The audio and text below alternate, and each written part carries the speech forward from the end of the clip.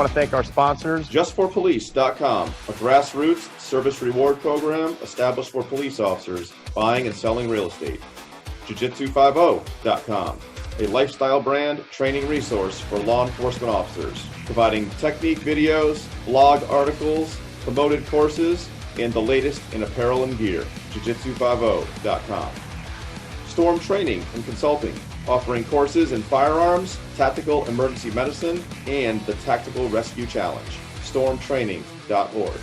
Manchester Brazilian Jiu-Jitsu, aka Bushido, located in Manchester, Connecticut, a staple in the jiu-jitsu community for over 20 years. ManchesterBJJ.com. Welcome to the Code. We got episode 18. 18, Rich. 18 of these. And now we're sitting back. This is our second one, sitting back together on the same couch. Same couch, and this is our first one at our other academy location in Hebron, Connecticut. Correct, because we have two academies. So this is a newer one. The other one's been around about 20 years, but this one's a couple of years. But anyways, I'm always excited. We always say that, but I'm always excited for the next guest. I have heard of this guy in the past, but never really met him before. And then I saw a video of his. I think it was at some kind of a conference or something where he's showing. It was like I was listening to myself and other guys we train with, talking about distance, and if someone's coming at you forward and how you can't go backwards faster than they can come forward, and clenching, getting that rear clench position, getting so you're out of the way of getting struck. And I'm like, wow, and I looked him up a little more, and it's Tom Menton. Did I say that correct, Tom? You sure did. So welcome to the Code, and how's everything going? I know you're out in an area of the country like many that there's a lot going on in the world right now with everything anti-police use of force, and I know that you're been a trainer for a while. You're a Brazilian Jiu-Jitsu Blackbelt as well, under the similar lineage to me, under Pedro Sauer lineage. What's your coach's name? My coach is named Tom Schmitz. He came up in the 90s. With a group of people that are now black belts in the Minnesota area. And he ended up getting his black belt from Pedro Sauer, back 2005-ish, maybe a little after that era. Now, how long have you been training? Because when I watched your video, everything I don't know if you know which video I'm referring to, but it was like a classroom. It was you and another guy. He had boxing gloves on. You had mitts. It was a really good explanation of why we do that versus just, put ourselves at the end of the bat, I say, like by turning away and looking away. And I could tell right away, just listening to you, that you've been around doing this enough that you definitely know right from wrong. And when did you start training? Why did you start training? Kind of what was your journey to get into that? Sure. So I started training actually in 2009. I was 23 years old when I started. I'm 34 years old now, so I guess I've been training about 11 years. I got my black belt a little over a year ago. I've had kind of an extensive teaching process throughout. I had only been doing jiu-jitsu for a few years when I started trying to get the information that I knew out to especially police officers.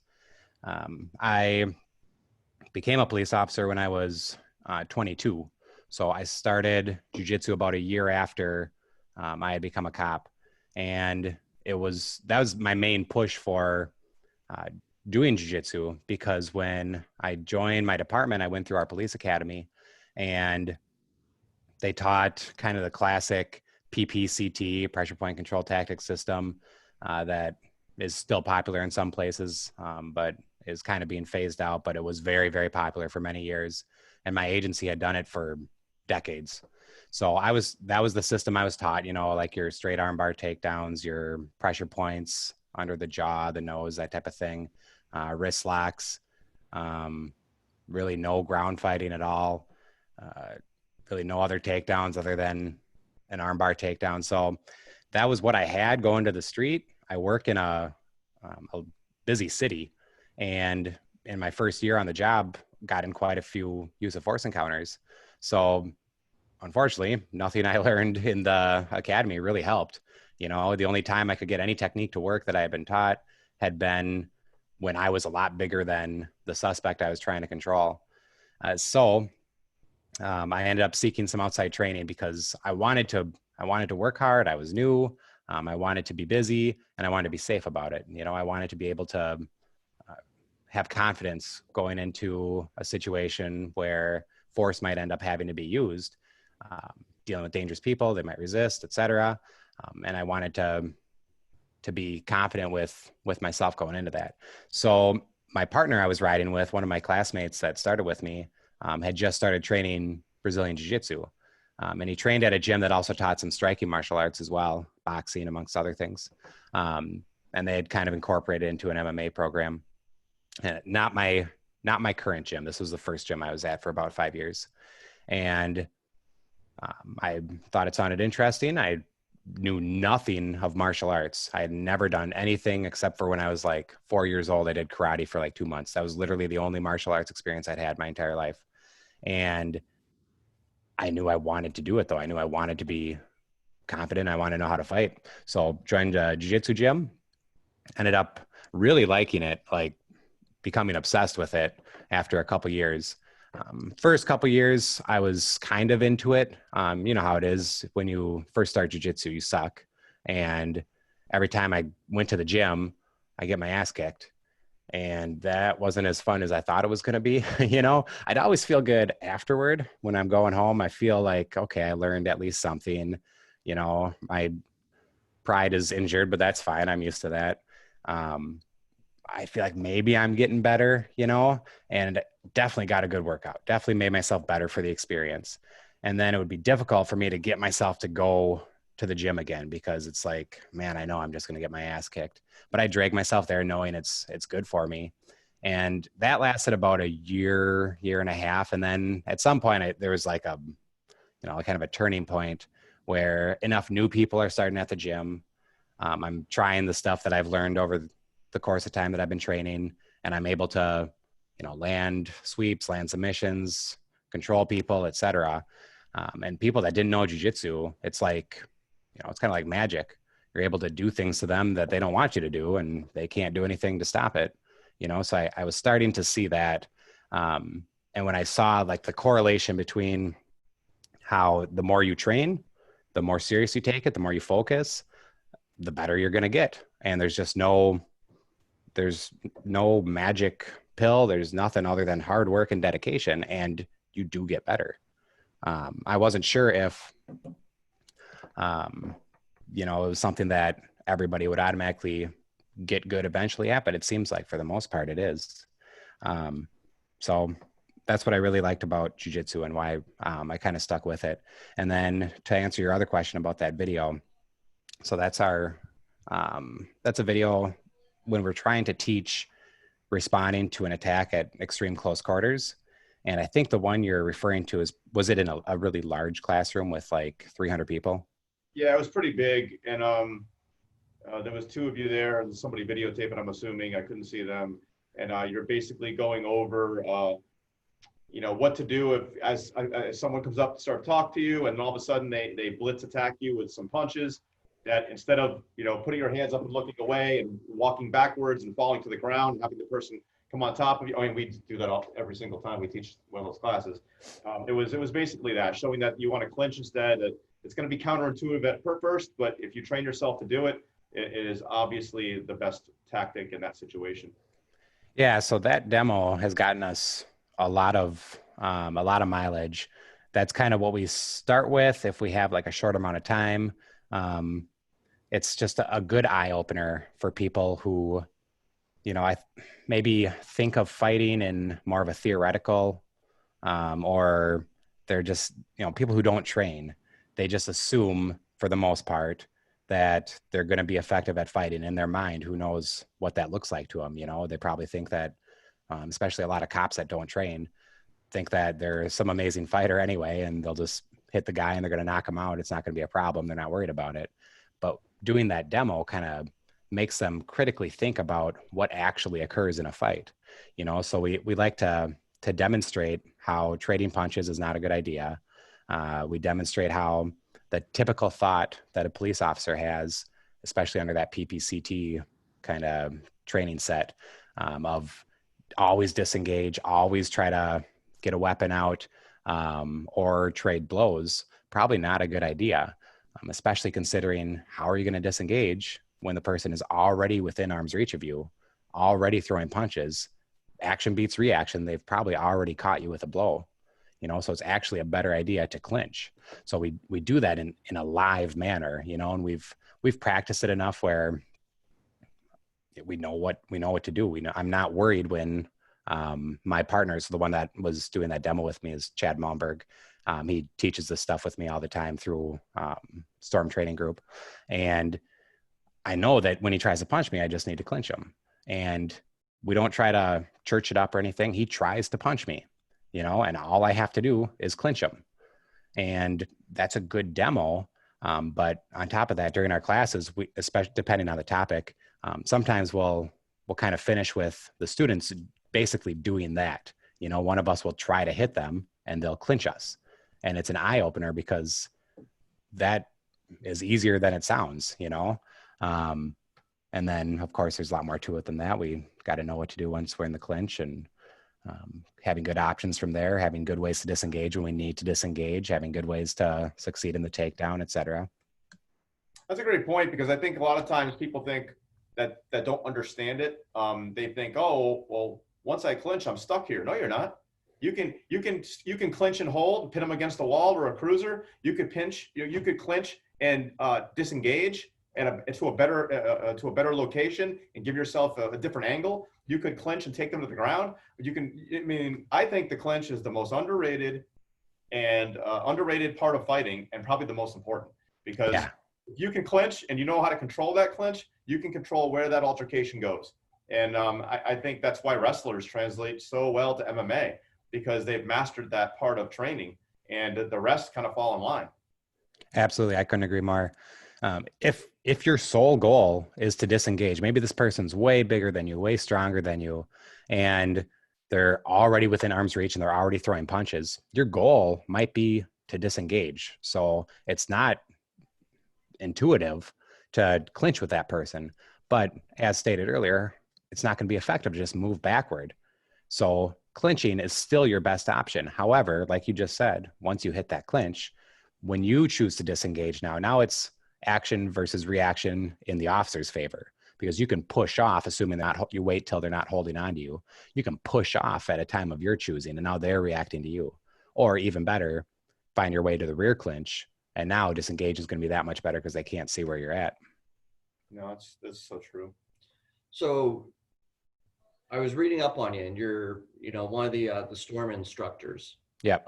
But also, it's like it says you're an instructor at your police precinct as well, and it's like you do a lot of the in-service training.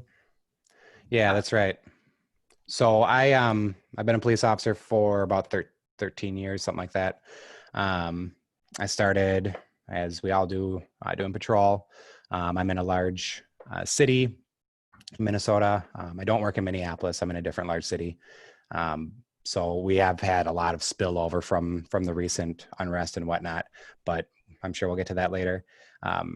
I started in 2007, and I did 9 years, 10 years, something like that, of patrol, almost exclusively on overnight shift in a pretty busy district in our city.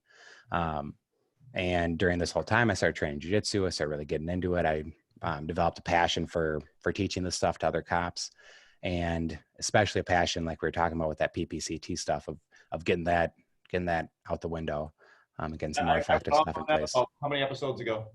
I don't know what episode it was, but it was like 2 or 3 episodes ago. I went on a tangent, but I fucking hate that PPCT. And this is not his opinion. This is mine. It sucks. Like, it's stupid. They get people killed is what I'm going to get. But anyway. So I'd say back 2014 or so, I started like in a more official capacity, assisting with teaching some use of force stuff with our agency. But of course, when you're the new use of force instructor, you're not allowed to just come in and invent your own program. So 2014, I assisted with like helping teaching the academy, that type of thing. My agency sent me through an internal use of force instructor class. And it was pretty rough. It was like this bastardized hybrid of PPCT along with some stuff that I had shown the instructors over the last couple of years, but they don't even train, so now they're trying to show the stuff that I taught them. And I mean, they saw me do it. It's not like I taught them how to teach it to a group, you know what I mean? So it was a rough program. I helped teach that year, and I was just, I guess, developed a little more of a passion even to fix the broken ship that I saw.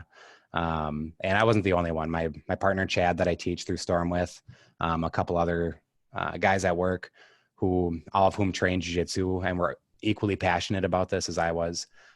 So over the next 2 years, 2015, 2016, we started to put in for like more permanent positions in our training unit.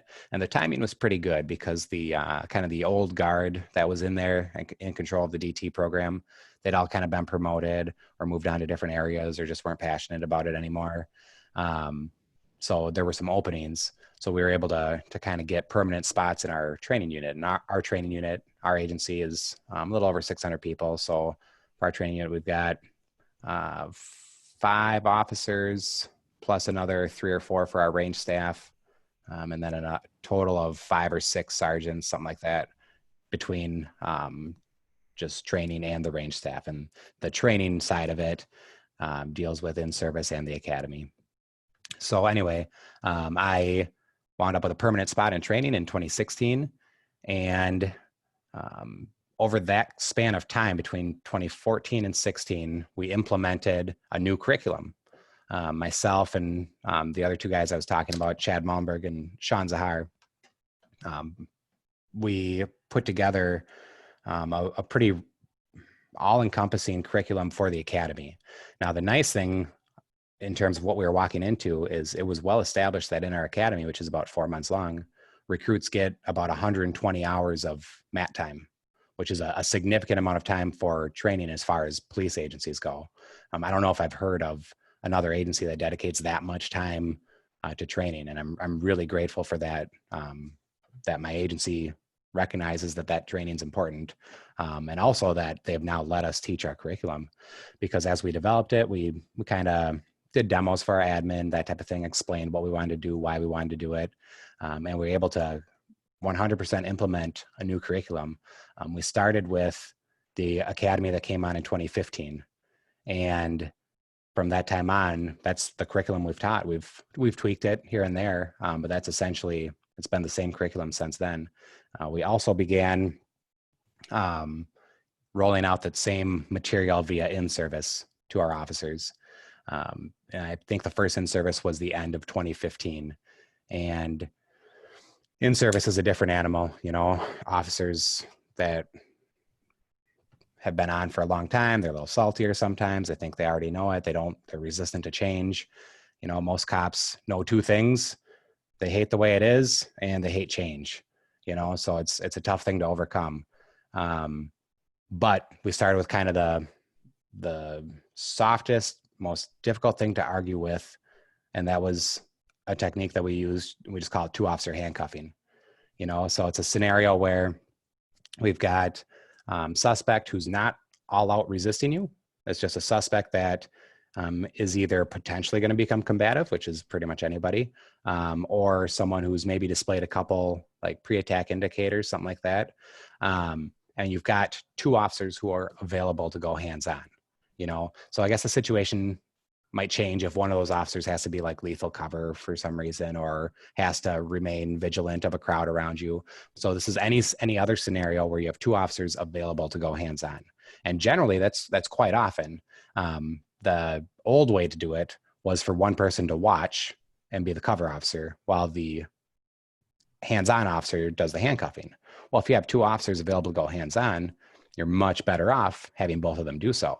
So we just have a simple way for both officers to move in, each grabs an arm, and applies handcuffs kind of as a team.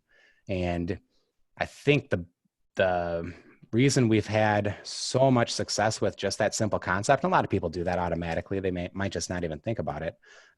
But to have both people on a team and ready to do it, and to like talk about it at roll call, has just made a lot of sense, because then officers are ready and waiting for it when it's time to do it on the street.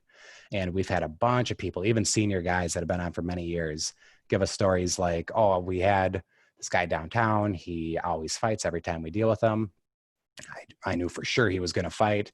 We had 2 officers there who went hands-on, and he was in handcuffs before he even knew how to resist. Or I think he was just overwhelmed by the fact that 2 officers were controlling both of his arms, and then he was in handcuffs before he even knew how to fight.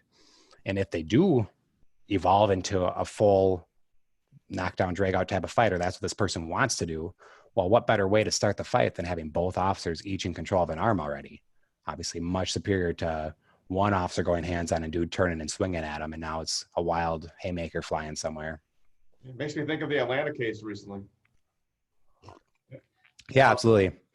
I thought of that when, especially watching that body cam footage of both of them moving in. That started similarly to the way we teach our 2-officer handcuffing in terms of both of them moved in and grabbed an arm.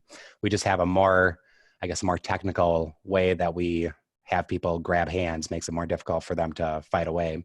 And then we teach responses for, okay, dude's able to pull his arms out and you want to do a takedown. Here's what one officer does. Here's what the other officer does to affect a good team takedown.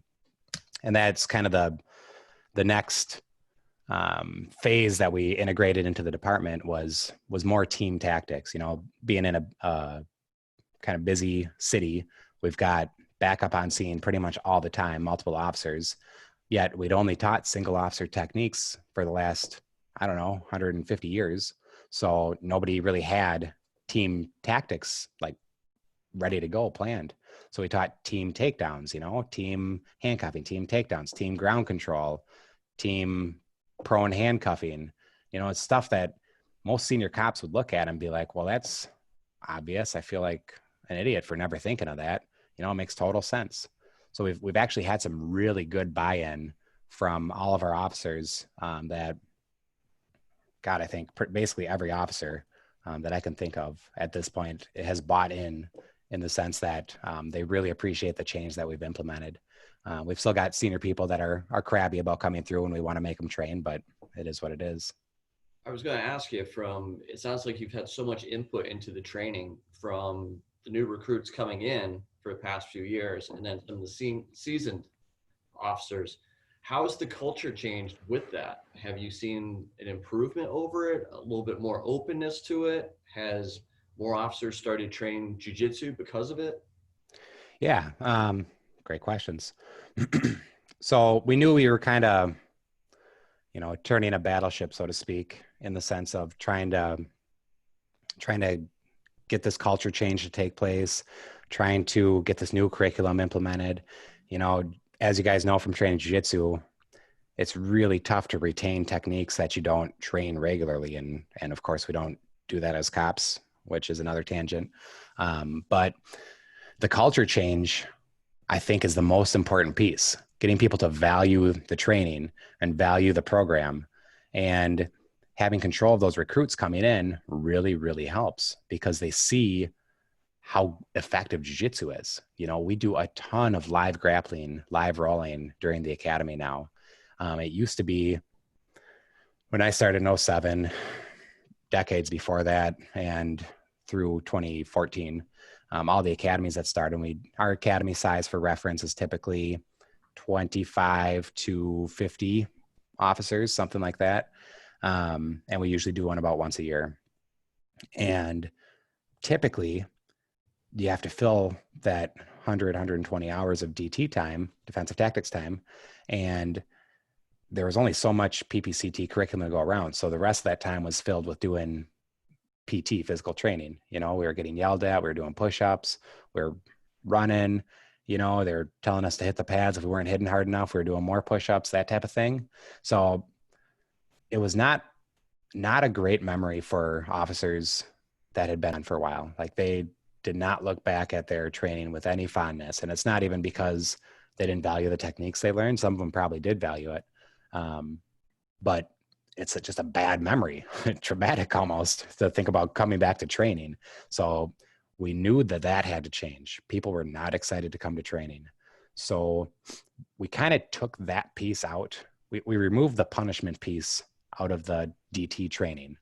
So when we did our DT stuff, we kind of have this paramilitary academy, but we'd kind of set that by the wayside when we go into the mat room. You know, we want to encourage people to have fun. We want to encourage people to ask questions. We want it to be a learning environment. We want it to be student focused. You know, all this stuff was really hard to happen when everybody's afraid that if they make a misstep, they're going to be doing push-ups, you know? So we got rid of that piece. And by the time they'd get through the academy process, I mean, 120 hours, if you do the math on how long it takes someone to get their blue belt, it's probably in some cases less than that. You know, if you're going to 1 hour classes 3 times a week for 6 months, I guess you're in that range of hours. So I'm not saying we got all of our recruits to blue belt level. That'd be awesome. But we got them somewhere close-ish, right? And depending on the recruit. And of course, we have to use some of that time to cover taser certification, baton, spray, that type of thing. But we really focused the majority on grappling. And we also did striking. You know, we've got tie pads, we've got, we teach all sorts of striking stuff too, primarily for the purpose of defending against them. Just because we've seen statistically strikes being generally a pain compliance technique are a lot less effective, of course, than grappling techniques. So we teach it so they know it. Very important to know it. Very important to apply it when necessary in conjunction with your grappling techniques. But the focus is on rolling. You know, we want them to feel that live resistance. So then by the end of the academy, they have an appreciation for jiu-jitsu. You know, myself and the other instructors, many of whom are blue, purple, brown. I think I'm our only black belt at the moment. They see that, oh, Jesus, these guys that have been training for a long time, they can do whatever they want to us. And when they get to that 3rd month or so of the academy, they realize how much skill they've picked up, you know. I wish we could bring in like the next academy and have them roll with people that haven't done jiu-jitsu before and they could really see it. But most of them, you know, they roll with their brothers or friends outside of the academy during this time and have these kind of light bulb moments of how much they've learned. And we get that feedback too when they get into actual use of force encounters on the street. And oftentimes they say things which will be no surprise to any of you, you know, threw a punch and all of a sudden I was clenching him. And before I knew it, I was in top mount, you know, I hit this takedown or that takedown and I was totally calm the entire time. And I could think clearly, you know, I wasn't panicked. And some would argue that officer should be panicking and that they're in a dangerous spot and we never want to be comfortable on the ground. These are the types of things we'd hear from instructors in our old program. And I guess I disagree mostly. They should definitely appreciate the fact that there's a high degree of danger. But if you're panicked and you're freaking out, you're not going to make calm, rational force decisions. You're not going to be able to execute techniques cleanly. You know, if you're freaking out, your fine motor skills are gone. Granted, most of the stuff we teach is gross motor because we want it to have that redundancy. But we want them to be cool and collected when making these force decisions, of course. And then when they come back through training, they're excited for it. You know, they have these great experiences when they're in the academy because they really enjoyed getting skilled at jiu-jitsu. They might not have appreciated full days of it because usually that's what our schedule forced us to do. But they definitely appreciate the skill that they built and they want to keep it going. We have a grappling club that we do. For a while, we were doing it twice a week. We've been doing it for 8-9 years.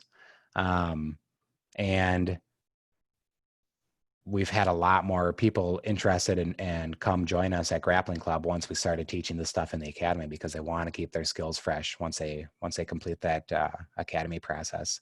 So that's been a really helpful thing. That's awesome. Yeah, it's been 5 years of us doing our new curriculum now. So we've seen a total culture shift in that 5 years because that makes up for probably 50% of or more of our patrol force now is those new cops that come on because those senior ones are moving into different special units, that type of thing. It's funny because I've had the same experiences. I mean, we got well over 200 students and we probably got close to half of them are some form of law enforcement or first responder, military, whatever. And so many of them that haven't trained before come and, you know, experience jiu-jitsu. And after a couple of months or even a couple of classes, they're like, man, this is so much different than anything else I've ever done. Like, I actually enjoy doing this because I was nervous I wasn't going to enjoy it. It's so enjoying. They can't wait to get there. They can't wait to get there. And many times I'll say to them, you know, if they start to think, well, I'm not getting that good yet because they're going against people that obviously already know. I'm like, imagine you all these years later as a black belt. Imagine we could bring you back in time and you could grapple against yourself before you had training. It wouldn't even be fair. No, that'd be fun. That'd be a good eye opener. Yeah. So how's it feel to be a black belt? Has that, you said it's been about a year. I got mine, it was last October. So it's, you know, me and Rob talk about it, and it's like, there's still those days where it's like reaching in the bag, and you're like, oh, someone left their stuff. Oh, no, my belt. Yeah, it is surreal. Yeah, I'll tell kind of the story of my promotion day because it's pretty cool, and I believe it's on YouTube. So if people wanted to look it up, they could. Yeah, it is definitely surreal still. And unfortunately, in the midst of this COVID thing, I haven't been able to train in the last 3 months or 4 months, and it's just driving me absolutely crazy because my entire jiu-jitsu experience since I started, I've never taken a break.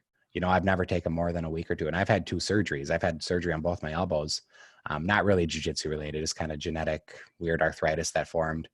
And I couldn't stand to be off the mat to the extent where, like, I went back after a week of having elbow surgery and just grappled one arm, you know, get my butt kicked. But at least I was doing jiu-jitsu. Which is why no, but that's the mentality you need to be black belt.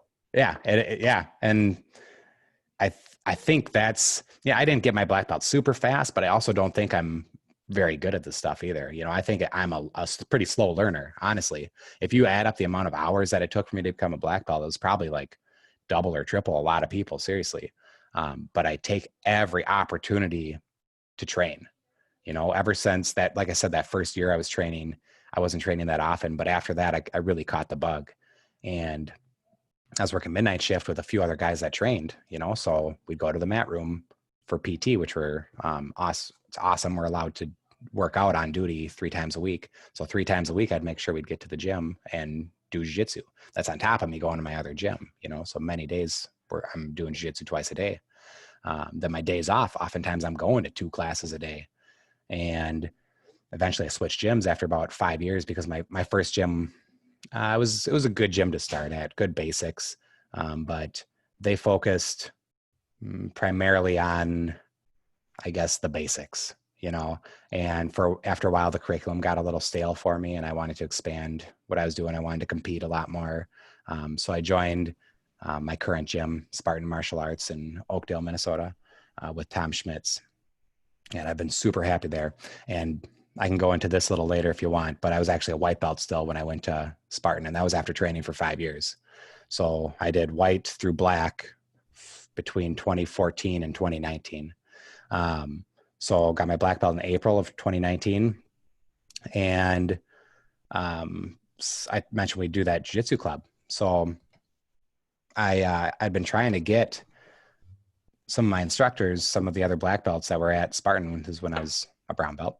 I'd been trying to get them to come teach a class here and there at our grappling club.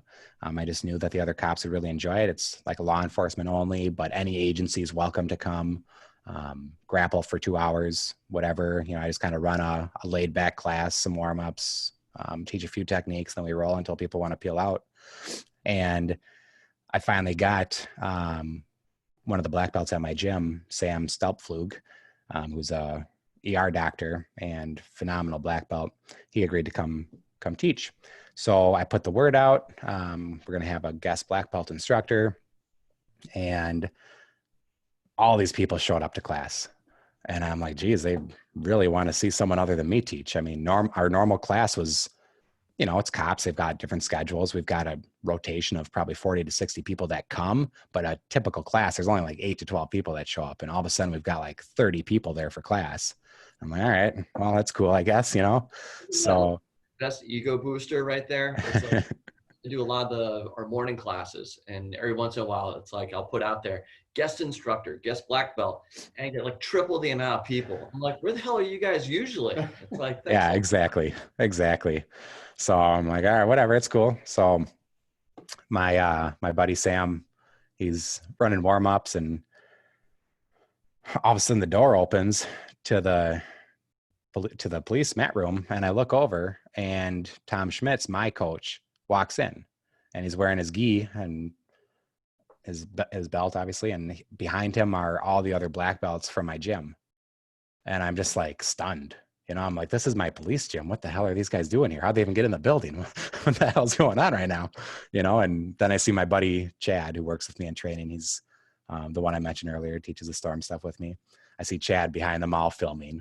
So I kind of figured it out. I'd been a brown belt for a while, so I knew it was coming at some point, but in no way had I envisioned that it was going to occur at the PD. I just thought that was so cool, because my passion and the fuel for doing this the entire time has been to help cops, to deliver this training to cops, and to get my black belt during the Grappling Club, that I started, basically, I thought was just awesome. I was just speechless.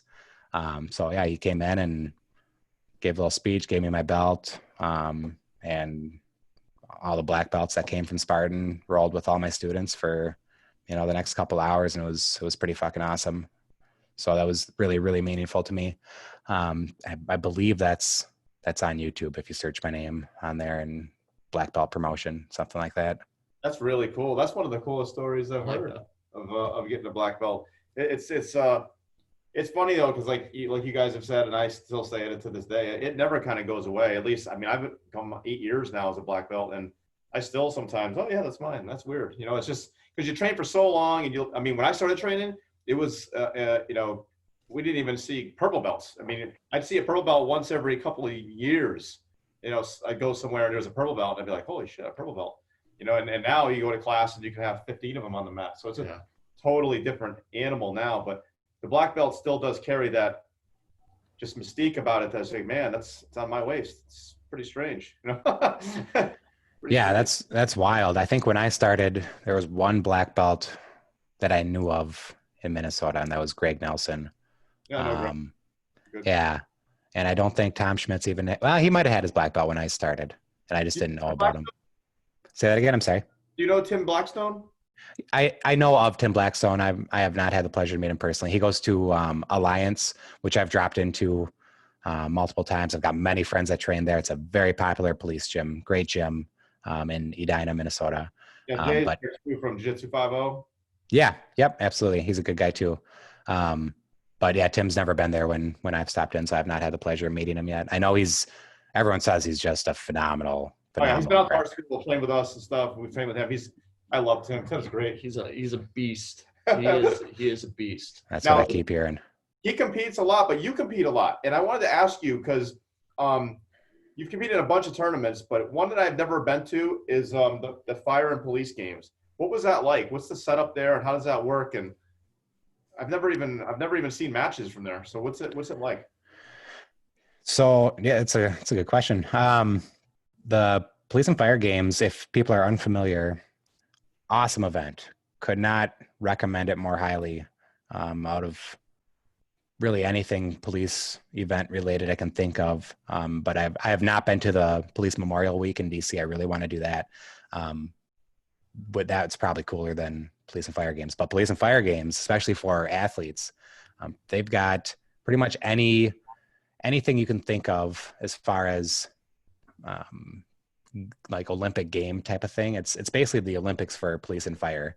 In fact, if Wikipedia is to be trusted, it's like the second largest sporting event in the world, and second only to one of the Olympics. It's bigger than one of the Olympics. I read that. Yeah, it's wild. So I don't know if it's true or not, but it probably is. Apparently 12,000 people or more attend each year. It's on Wikipedia. It is on Wikipedia. It's got to be true, right?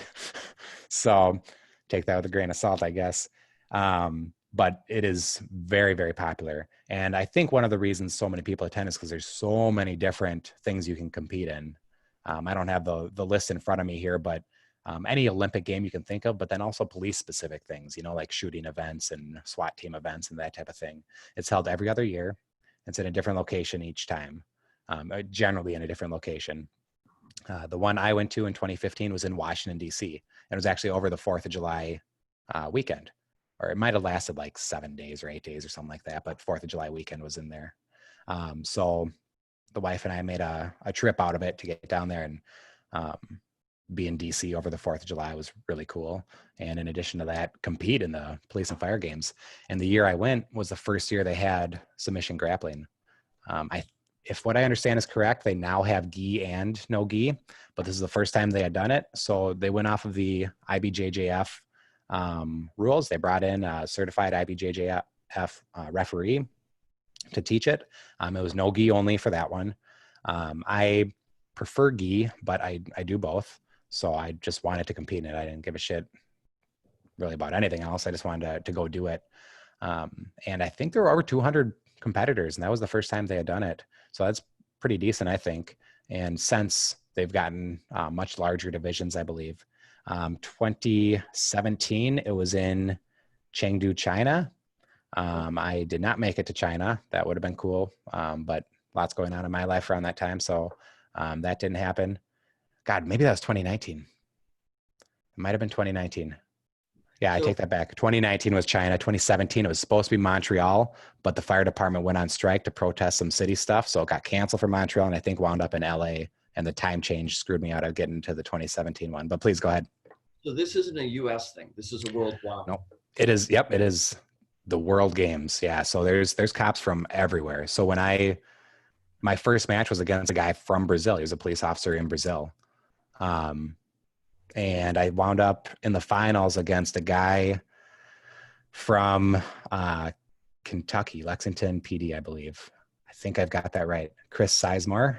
He also is very passionate about police jiu-jitsu stuff. Probably they're from the same PD. Who's that? Oh, Alan's from Louisville. No, a friend of mine, Alan Meganello. He's from, I think, Louisville PD though. Oh, okay, nice. I'm sure you'd know him. Yeah, Chris runs another like jiu-jitsu training thing for cops. I think he does more like seminars, like 2-hour seminars and that type of thing with a couple other black belts. He's a black belt now. Blue Jitsu, they call it. Super nice guy. I wound up in the finals against him, and he smoked me pretty good. But I was happy to finish second anyway. It was a really cool event. I can't wait to go back. Every time that they've got another one planned, I basically plan on going. But like I said, 2017 was going to be Montreal. I was all set to go.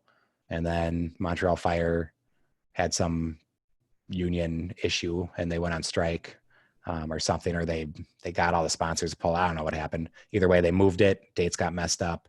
They ended up in LA on dates I couldn't make it. And then 2019 was China. Probably good. I didn't go to China in 2019, I guess.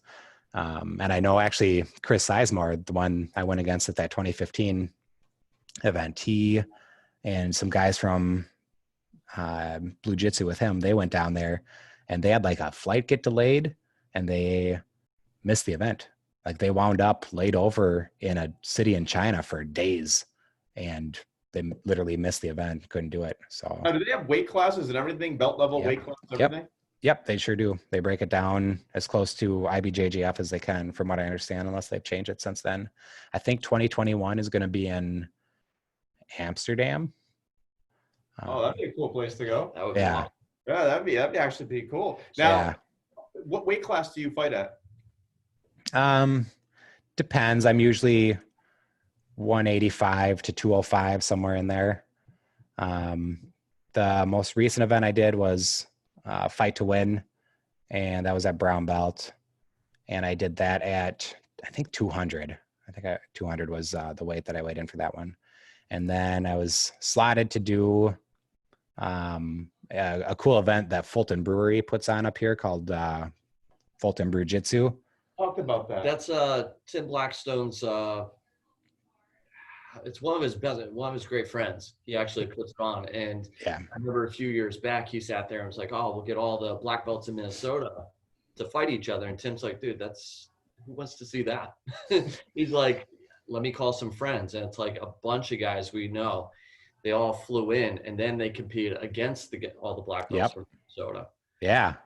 So That's really cool event. They've done it 2, maybe 3 times. I think 2 times. And I had an opponent.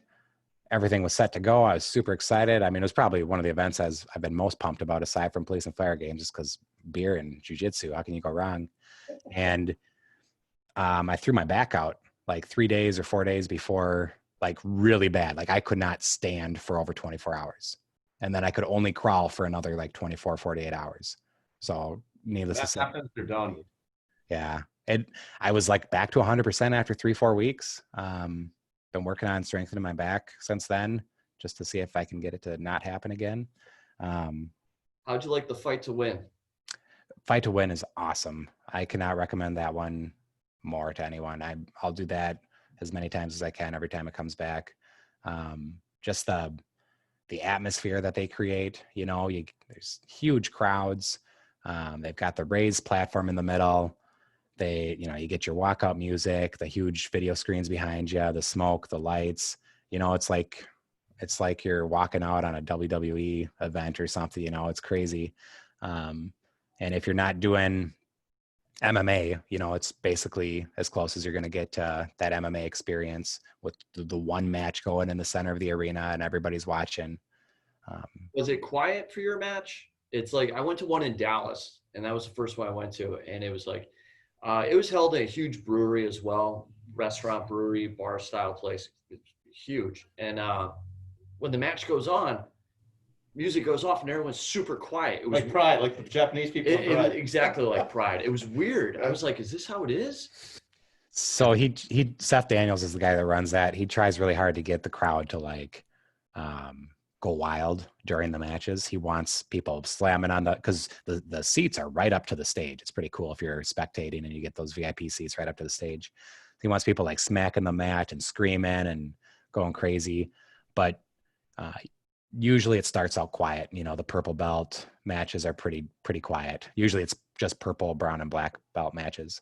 And then by the time you get into the brown belt matches, now the crowd's got a little more alcohol in them and they're a little more excited. And higher level guys, I guess, maybe are a little more exciting to watch, something like that. So my match was quiet for the first couple minutes, and then it got a little louder. It was a fun match. I went against a guy who's a black belt in Wisconsin now. He was brown belt with me at the time. And it was weird because we wound up in 50-50. And I'm not like a 50-50 guy. I like knew a few moves from there, or like there's a few that I would do when I wound up there in training. But it's one of those positions where like it's hard to get out of that position for either person. You're just kind of stuck there attacking each other's legs. And yeah, it really is. So we were just attacking the crap out of each other's legs until finally I got like a belly down straight ankle lock. But man, I actually hurt my shoulder, and it still hurts because I was cranking on that ankle lock so hard, like cranking so hard, something in my shoulder was not happy. Couldn't even like lift my arm for a few days after that. And it still tweaks every now and then. Just kind of a weird end. How is your style? What are you a guard guy, a top guy? What do you like? I like everything. I think the most fun I have is from guard, which isn't a very, I guess, policey jiu-jitsu thing to say. But when I first started jiu-jitsu, I mentioned I was at a different gym for a little while, my first 5 years. And it was a very self-defense focused gym. They did gi jiu-jitsu, but they focused really heavily on the basics, which is awesome, and self-defense, which is what I wanted. That's awesome. And I got pretty decent at the basics there. And eventually I kind of got bored with it. And I was competing a lot back then. I probably did 40, 50 tournaments in my first 5 years of jiu-jitsu. And guys were doing some different things at tournaments. And this was, not that long ago. I guess 2009 through 2014 range. But people are doing spider guard. People are doing, simple things like De La Hiva guard. They didn't teach any of that at my gym. They didn't teach De La Hiva. So I didn't know what it was. I didn't know how to defend against it. And when I'd go back and ask the instructors there, they'd kind of be snobby about it and be like, they'll get you kicked in the head. Don't bother with that type of thing. And I'm like, well, A, I don't know if that's true with all these things. And B, it's fun and I want to know how to do it. I can acknowledge that I shouldn't pull spider guard, when I'm fighting someone on the street and just not do it, but I can train it in the gym when it's fun and better myself in many ways, even while training the more sporty stuff. So I got kind of more into the sporty guards right around that time. And that was one of many reasons I left that gym. There's a whole story there, but I eventually moved to my current gym, which is a great mix of sport, MMA, and like a real self-defense. All three of those categories are acknowledged equally. And I think that's awesome. So just depending on the situation, I'll just have a certain game. When I'm rolling with the recruits in the academy, I'll get on top and I'll hold them down and, more of a top smother pressure type of game. But when I roll gi jiu-jitsu, you'll laugh at this probably, but my favorite thing for the last year or so has been worm guard, which is probably yes. Rick's gonna love you. He loves it. Awesome. Yeah. Lapel guards are fun, man. He loves it. I fell in love with that. It's like, I started playing around with it and then it was like, okay, that hole kind of opened. I went down the rabbit hole a little bit more. And then I got to train with a few guys that were really proficient. And then I got the Worm Guard DVD, and man, I absolutely love Worm Guard. Love it. A lot of fun. I'm at it, but it's like there's so much room to get, better, and there's so many doors that open up. It's a lot of fun. So here's probably one of the most important questions of the day. Pulling guard. How do you feel about pulling guard? I can't talk right now. So I'll avoid it if I can. And it depends on the situation. Like my fight to win match, good example. I was determined not to pull guard, for a couple of reasons. There's always that like police self-defense thing in me that wants to stay on top and be aggressive and get takedowns when somebody's fighting you, that type of thing. But like we were just talking about, I love guard. I love a good guard, although when I did that fight to win event, I hadn't started playing with worm guard yet. But I've still really enjoyed guard over the last 5 years or whatever. So my goal was to avoid it, to both just like challenge myself, but also to entertain the crowd kind of. I don't think it's as fun for spectators, especially those that don't do jiu-jitsu, which at a fight to win event, it's a lot of friends and family of the practitioners, so they might not be super familiar. So I just thought it would put on a better show if I was going for takedowns. Now I'll still kind of make my decision based on the person I'm going against, right? If I slap hands at a tournament and the dude is clearly a proficient wrestler, well, I can stand with him, I guess, but I'm just going to get taken down. You know what I mean? Like I can sprawl, I can do like some butterfly sweeps when people shoot on me, and I'll try that stuff. But generally a good wrestler is going to take me down. I didn't wrestle, and I've got jiu-jitsu wrestling, which means it's not very good. If I'm going against a really good judo guy. There's a time and a place for everything. Exactly. So, and that's the one thing where it's like, I'm not going to shoot a double on a guy that's 280 pounds and, 6'4", but it's like maybe pulling guard towards someone else. I've always gotten frustrated with the people that are like 100% against one or the other. It's kind of the same thing as self-defense or sport jiu-jitsu. It's like, it's not just one or the other. There can be a mesh of all of them. I like getting, I'm more proficient at my guard pulling than takedowns. And it's like, get the game there, then I'm in my wheelhouse. I'm a little bit better off. How would you describe me? Pain in the ass. Oh, you meant jiu-jitsu. I would say a good mix of both. It's like, I'll give you that. It's like, if it goes to the guard game, but more pressure oriented on top. You know? Yeah, if I have a choice, I like to take the person down. I like to pass their guard. I like to smother them from the top. I mean, that's just my thing. But I know that I can't always do that, like you're saying. And I would rather, I guess, pull guard on my own terms than get taken down on theirs. Yeah, that's kind of where I'm at. Not much feels better than landing like a good, clean takedown. You know, I love the stand-up game. My current gym has a lot of really good wrestlers, and they all happen to be massive and muscular. Yeah. So I get messed up by them a lot. And in training, you know, who cares? I don't give a shit if I get taken down and passed and choked. It doesn't matter. And that's a great spot to work on that, you know.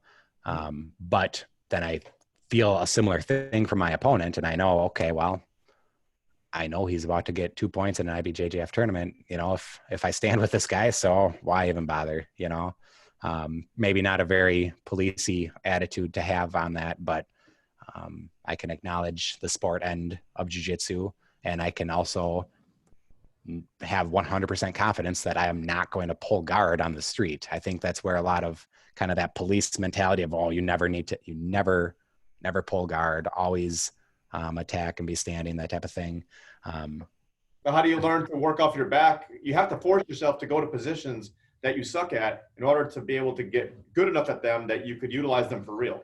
Yeah, absolutely. And I think a lot of wrestlers fall into that trap because they come into jiu-jitsu knowing good takedowns and knowing good top position, and their ego doesn't allow them to work off their back because that would allow somebody to possibly get the better of them, you know? So they just kind of get stuck in that rut. And I'm not big. I used to be a little bigger before I started training jiu-jitsu, 220 pounds ish or so, I think. So generally when I started doing jiu-jitsu, I was able to get on top more often than not. And after a couple of years, I realized it was hindering me for that same exact reason you're saying. So I really forced myself to start on my butt a lot more, and to work on the guard. And it's done wonders for me because I love guard position now. I love playing with the different sporty guards. I love traditional close guard. I love all things guard, and it's fun. So I'm not going to avoid it. I have a good time training it. Nail right in the head is it's fun because here's the thing. As useful as like the video you did, clinching and all that, you can only do that so many times. And then it's like, all right, we got to do this for the next 20 years. Like when you start going down the rabbit hole of worm guard and Delahiva and spider guard and, you know, Berimbolo and all these things, like the body awareness you get, the experience in all these different spots you find yourself in and finding a place that fits the puzzle piece. And it just makes it so much more, the time passes and it's fun. And I think that's what you need to continue training. Otherwise you get stagnant. Yep. Couldn't agree more. That's exactly the way I describe it when I get into this debate with people sometimes. Is you still better yourself when you're working on sporty guards. You still better all aspects of your game, I think, in some ways. Your balance, like you said, your body awareness, all that good stuff. And I'm not going to only work, you know, the handful. In fact, that's why I left. One of those reasons I left that other gym is that is what they did. They only had so many moves in their curriculum because that's what they decided was like the path to having good self-defense skills. And they weren't going to go outside of that. Look at Ryan Hall. I mean, before he went into the Ultimate Fighter, most people would have classified him as a sport grappler. And he's probably one of the guys that most people don't even want to fight now. Yeah. You know, I mean, he can't get fights. Can't get fights because nobody else. I mean, you tell me Keenan can't defend himself or Andre Galvao can't defend themselves in the street. Like, right. Yeah, it's ridiculous. Now, how do you prepare for competitions? What do you do anything different, or you just normal training?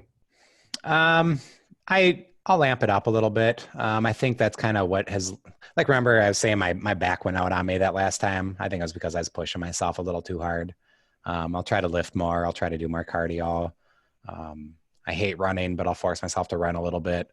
In addition to jiu-jitsu, usually I'll round up some people at work for our PT time, other jiu-jitsu guys, and I'll hit our row machine for 6 minutes as hard as I can, and then go do a couple rounds with the guys, or I'll do like 3-minute rounds with them, kind of alternate. And between each round, I'll do like a bunch of light deadlifts or, you know, a bunch of push-ups, one burpees, something like that, just to work on the conditioning. But that's, you know, that's like 2 weeks out from the event. Depends on the rules with the weigh-ins, that type of thing. I prefer an event where it's like the day of weigh-ins, like IBJJF, because I hate doing the water cut. I've done the water cut many, many times to make weight, and it's just a miserable experience. And I don't think it's, I don't understand why people do day before weigh-ins. You know, what purpose is it where both competitors are, let's say 205 pounds walking around, but you're both going to go weigh in at 185. So you both 3 days out have to stop drinking water for the most part, have to start starving yourself, have to sweat a bunch. Now you both make weight the day before the event at 185. Now you both get to eat again. And now you're both 205 again for the event. It's stupid, you know, and 80% of how they physically could feel. Yeah. You're not going to feel as good because you just put your body through this ridiculous process. And if you don't do it, well, now you're going to go against someone who walks around at, let's say I enter a tech competition at 205 because I'm walking around at 205 and I don't do anything to cut water because I'm already at the weight. Well, some dude that's 225 is going to do the water cut and he's going to get back up to 225. And now I'm doing my match at 205 against somebody that weighs 225. Stupid. Drive you crazy. But I don't have control over the weigh-in rules, so I just prefer the tournaments that you weigh in right before the event. Who do you like to watch? Like for competitions, black belts out there, instructionals? Is there anyone in particular that you go after, or? We were just talking about lapel guard, you know, so I'm really into watching Keenan right now. When I am running or when I am getting ready for competitions, I'll watch a lot of Keenan's matches. I was really excited to use lapel guard shit at that Fulton Jiu-jitsu thing before my back went out. So I guess I'll have to save that for the next event because I haven't done a match since I started getting into that stuff. So I'm really excited for it. I like watching Andre Galvao. I like watching, any of the guys that are kind of my weight class, you know, and competing in the finals at the worlds and stuff. I enjoy watching the little guys like the Meows and whatnot. But it's not as applicable to my game, I guess. You know, it's fun to watch, but they're always jumping around like crazy and I just don't move like that. So it's not really, I'm not going to watch it to emulate it, you know, whereas I can watch Keenan and really try to pick up on the stuff that he's doing and try to better my game for it. That's good. Now, I had one other, I forgot to ask you when we were talking about the police stuff. I've been out to Minnesota a few times. Last time I was out, I was Brooklyn Park PD. I was out there for a week. I think I was told out there, they were up until recently, I guess, they were allowed to use the carotid restraint as a less than deadly force option in Minnesota at that time. What's your opinion on the whole carotid restraint, if it's taught properly and all that kind of, in Connecticut, it's always been deadly force. So, which I don't agree with that. I think if you train people and they know how to do it, and I think it can probably save some lives versus take them. What is it been changed now yet out there, or are they already put things out changing it, or what's the deal? So there's never been a state stance on it. It's always been department to department in Minnesota. Of course, there's legislation being proposed right now. I think there's federal legislation being proposed that bans it for everybody. But in definitely in Minnesota, there's legislation being proposed that'll ban it. I of course don't think that it's a lack of education on the topic, you know, and people who don't train jiu-jitsu, people who don't educate themselves on it, assume from Hollywood or, you know, just from not knowing that anything that touches your neck should obviously be something that might kill you. So it's deadly force, etc. But of course, from training jiu-jitsu, we know that that's not the case. We've got 5-year-olds that are practicing chokes on each other in the gym. We've got 5-year-olds allowed to try to choke each other on the mats at tournaments, you know. I've actually worked with a couple doctors from my gym. I mentioned Dr. Sam Stubflug a little earlier, and another doctor at my gym who works with stroke patients now. He was a brain surgeon, very intelligent guy.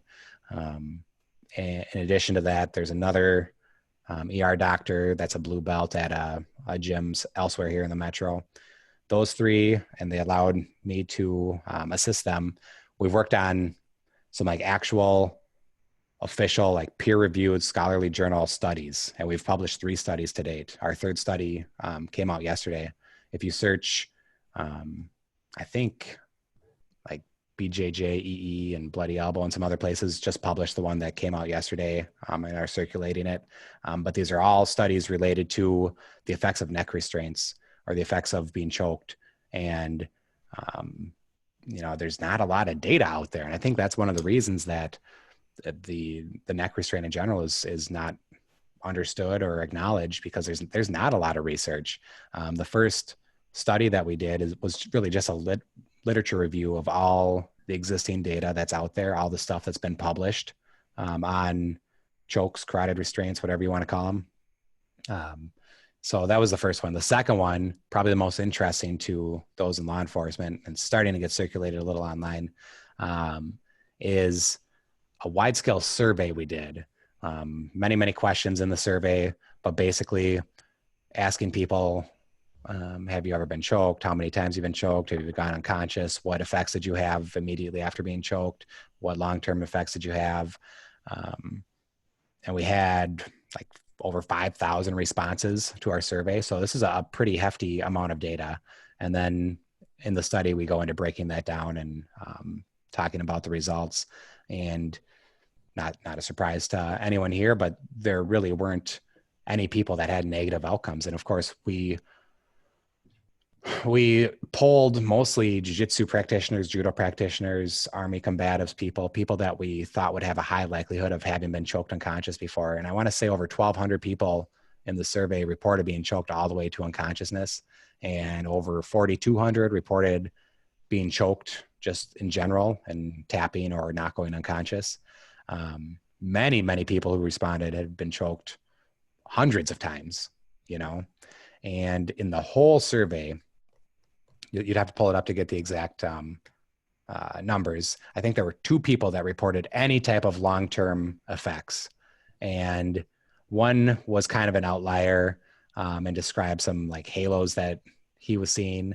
And the other one, I think, had like neck injury of some type from the choke being applied and had a small outpatient procedure to correct it, something along those lines. But we're talking 2 instances out of over 4,000 people that have been choked. Nobody died. And most of these people have been choked hundreds, if not thousands of times. So think of all the chokes that have been applied out of the participants in this survey, and only 2 outcomes that were even remotely viewed as potentially negative long-term. Very, very low percentage of instances of somebody being injured from what you could call a neck restraint. And most of these are in, it's not just volunteers being choked. It's, as people competing or rolling in the gym at 100% resistance with each other. So I think it's a very realistic analysis of the effects of the neck restraint. So I think it's really unfortunate that people don't have that grasp of how safe it is. Compare that, for instance, with delivering strikes. We're not banned from delivering strikes to a suspect, but I think the likelihood of injuring somebody is vastly higher from hitting them, especially in the head, as compared to the choke or using a baton. Taserings or, God forbid, a firearm. Yeah, absolutely. So I think it's really unfortunate that the public is so misinformed on that. And I hope that further education, further research will turn that around in time. But of course, we've got unprecedented historic events happening right now. So that's going to be a tough one to turn around at the moment. Yeah, I would agree. And I know you're off. I think you said you have some days off coming up here for a while, a little break, mental break, which I'm sure you much deserve. Any big plans? What do you do outside of jiu-jitsu? Any other hobbies besides jiu-jitsu, or is that just kind of most jiu-jitsu guys like us? That's like it. Yeah. Well, like I said, I've taken every possible moment to train over the last 10, 11 years. And I can't do that right now. We're slowly easing back into training here in Minnesota. My gym just opened back up, but they're not doing grappling yet. They're just doing like cardio stuff, that type of thing. I think we'll get back to doing grappling soon. Other things I enjoy doing. I've got a 1.5-year-old, so spent a lot of time with her. That's been great. My wife, just a lot of family time lately. I bought a mountain bike yesterday. I'm excited to do some biking. Yeah. I love mountain biking. Good. That tire, or you get a regular?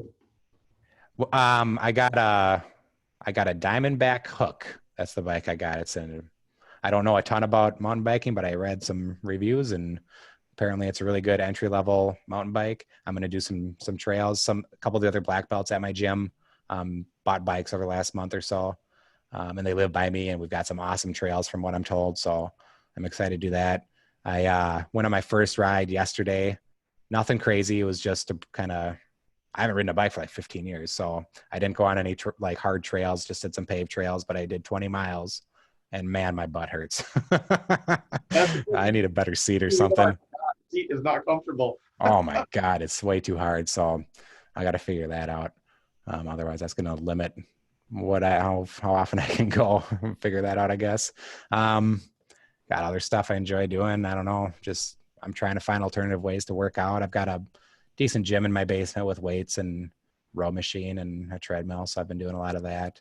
One of the reasons I asked that is because it's been my experience anyway, that most Brazilian Jiu-Jitsu black belts, when you ask them that, there's like not a whole lot else that does it for them. It really isn't. Like they love it so much that it's like, if you made it to a black belt, you love it so much that if you have an hour, you're like, oh my God, right? I mean, it's always on your mind. It's always on your mind. I mean, I do have other things I like, but man, not like jiu-jitsu. Yep. And I couldn't agree more. That's God, the last few months have been very trying, not doing jiu-jitsu. I just can't wait to get back to it. And we've had a lot of courses planned teaching our curriculum through Storm Training Group. We've had to postpone pretty much all of them, Yeah, I did that too. Yeah. So hopefully we can start resuming teaching cops, hopefully before the end of the year is up. We've got some stuff on the agenda for August, starting back in August.